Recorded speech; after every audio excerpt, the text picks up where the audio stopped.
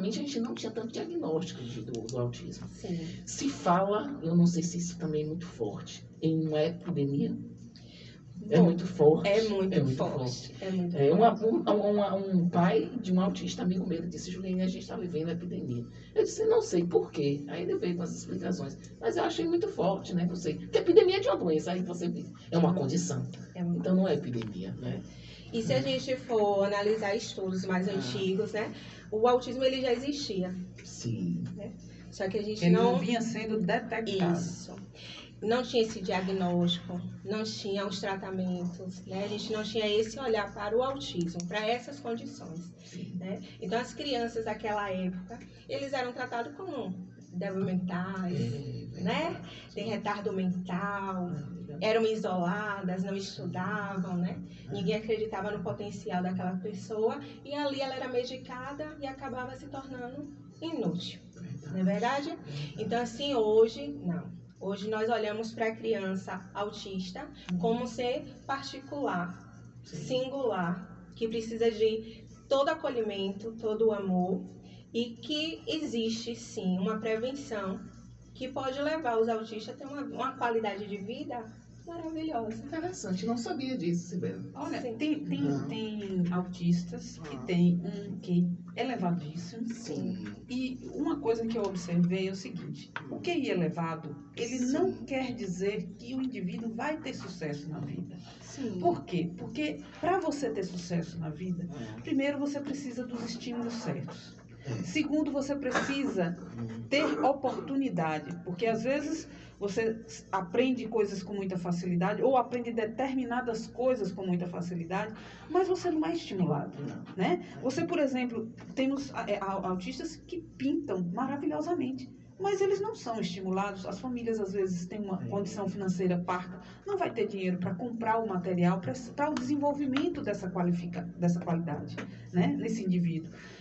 O indivíduo, os que mais têm, pelo menos os que eu venho lendo, são os que estão na ordem da matemática, da física. Esse sim, porque ele sozinho, raciocinando, ele se destaca. Demais. Né? Ele chega num quadro e começa. E aí ele começa. E quem tem entendimento, né? Porque eu, para mim, olhei para matemática e não vi nada. Não sei Mas que lá tá é Mas quem tá vendo que ele tem um desenvolvimento de raciocínio muito rápido, muito efetivo, e que ele é aquela pessoa voltada para aquilo com facilidade. Então, se ele tiver o estímulo e a oportunidade, o desenvolvimento daquilo vai ser muito promissor. Então, eu acho que muitas pessoas dentro da nossa sociedade, independente do autismo ou não, elas precisam de um olhar especial. E a escola é o lugar adequado para isso acontecer. Porque, às vezes, justamente eu vejo professores que chegam para as mães ou para os pais e dizem: olha, o seu filho tem uma determinada característica, uma propensão, que se for estimulada adequadamente para determinadas, ele vai crescer, ele tem potencial para crescer. E o pai e a mãe nem sempre ele tem essa consciência de que educação é investimento, não é despesa, né? Muita gente diz: eu não tenho esse dinheiro para pagar, para jogar fora, né? Então, é um investimento caro, mas eu sempre digo, é um investimento que vale a pena. Quanto menos um indivíduo precisa do seu pai, precisa da sua mãe, mais esse indivíduo pode ser útil ao seu pai e à sua mãe mais rapidamente. E para si mesmo, né? Marília, você está da escola de Domitília Brito? Sim.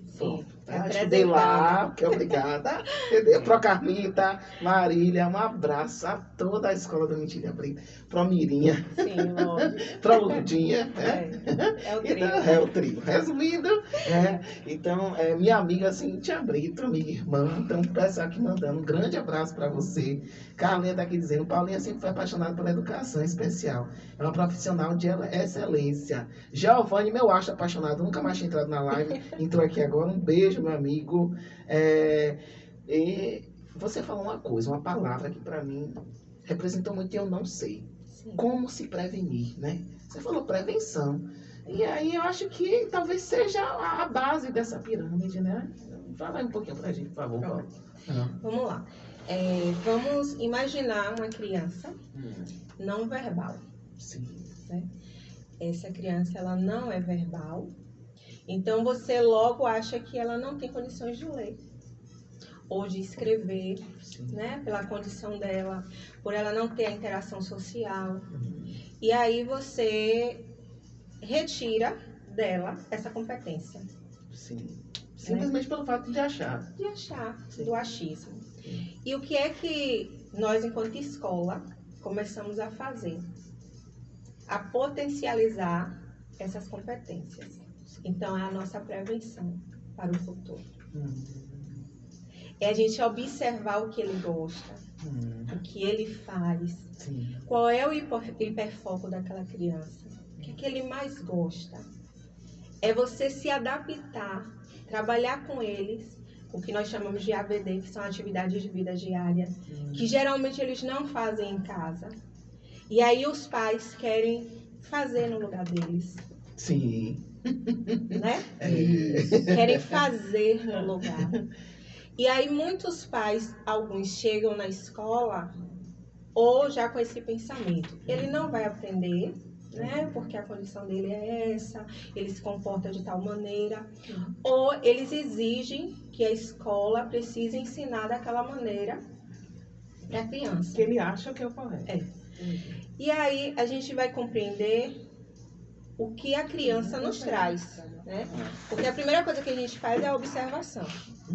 Então, essa criança que nós estamos aqui colocando na situação é uma criança não verbal, é uma criança que não abre a mochila, é uma criança que não faz interação social, é uma criança que precisa de ajuda parcial ou total, mas no convívio escolar, na rotina escolar, nós começamos a trabalhar isso, essas atividades de vida diária. E aí a gente descobre um mundo dentro daquela criança. A gente descobre que aquela criança lê. Sim. Né? Que ela oralmente não fala, mas ela lê. A gente apresenta um alfabeto e de repente ela organiza o alfabeto completo. Digita. Escreve, desenha, pinta, faz cálculos. Né? E aí você diz assim, bom, eu estou prevenindo essa criança, né, de ser excluída. Sim. De não realizar os seus sonhos, porque eles também têm sonhos, particularidades, né?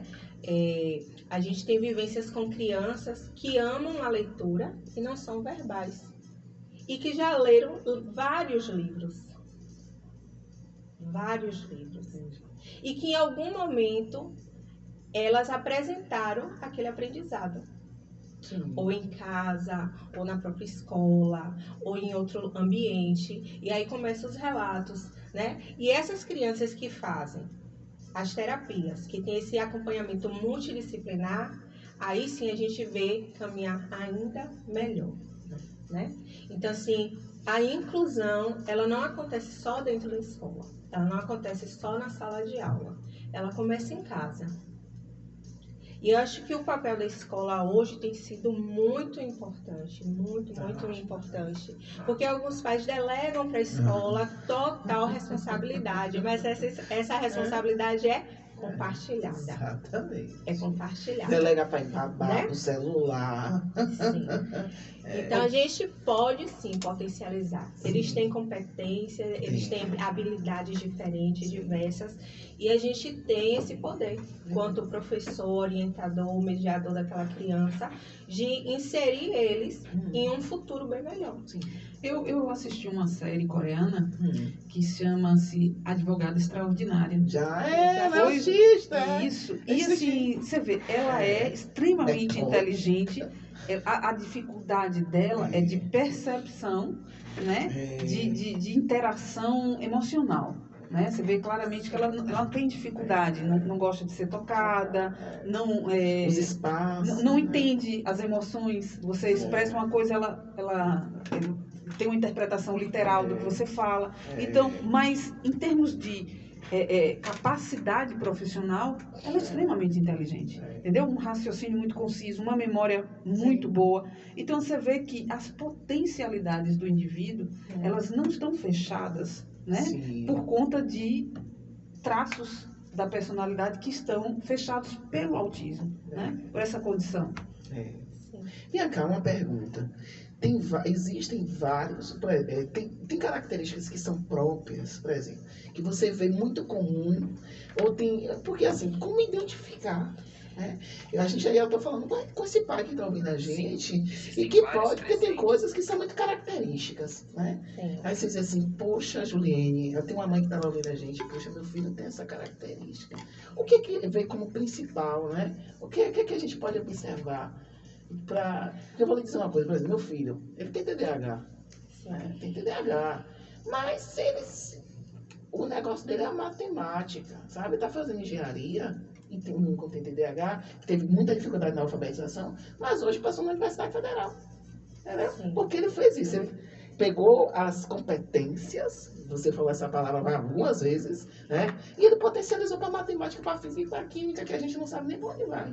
Exato. É assim? Mas o que é de característico assim, Paulo, pra Bom, gente? eu até anotei algumas coisas assim para falar, para a gente Ai, não que esquecer, ótimo. né? Sim, Eu boa. coloquei um roteirozinho e eu coloquei 5 sinais Sim, bom. do autismo, Top. né?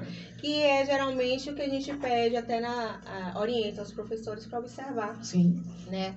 Às vezes o professor vem e diz assim, Paula, ele não senta, ele corre, ele não fica na rodinha, a gente coloca sentado, nada chama atenção.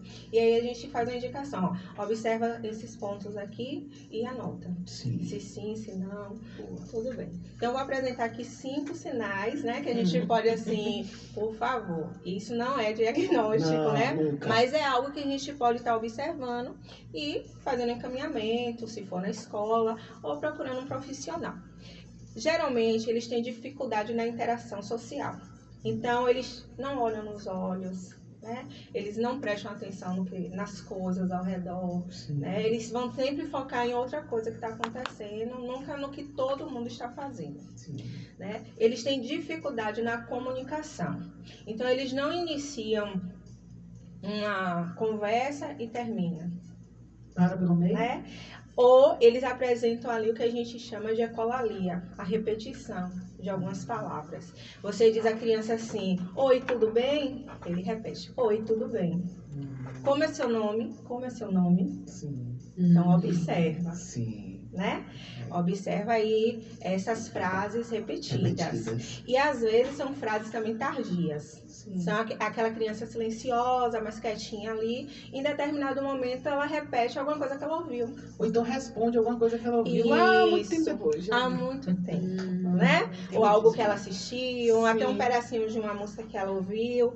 E aí já é um sinal também que pode ser observado. Certo. Outra coisa são os comportamentos repetitivos, Sim. né?